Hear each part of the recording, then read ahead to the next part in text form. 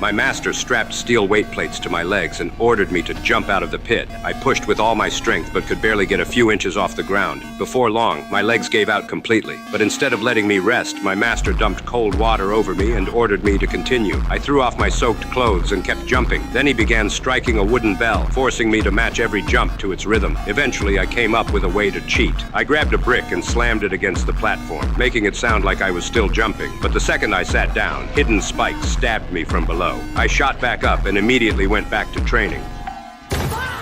And even when the session ended, I still wasn't allowed to remove the steel weights. I could barely walk, but when my friends offered to carry me, I refused. After 3 months, my legs had finally adapted to the enormous weight, but the wooden platform suddenly collapsed, leaving me trapped at the bottom of the pit. I called for a rope, but my master wouldn't allow it. He told me to remove the steel weights and escape on my own. With all that weight gone, I effortlessly launched myself into the air. Without knowing, I learned the iron leg technique. My second brother also wanted to learn martial arts, but his teacher was a librarian. He ordered my brother to place sheets of paper on top of sharp stone spikes. There were so many spikes that to reach them all, he had to balance across them practically barefoot. After 6 hours under the scorching sun, he finally finished. But the librarian told him to turn every sheet of paper over, basically telling him to start all over again. This time, however, he had to step directly on the paper, and every sheet immediately ripped apart under his weight. His master ordered him to repeat the same task again and again. When we finally got some rest at night, I was horrified when my brother showed me what countless hours of training had done to his feet. But 6 months later, his master called him. This time, my brother crossed all the spikes without tearing a single sheet of paper. But just before he reached his master, the ladder to the second floor was suddenly pulled away. The librarian told him there was only one way up: jump.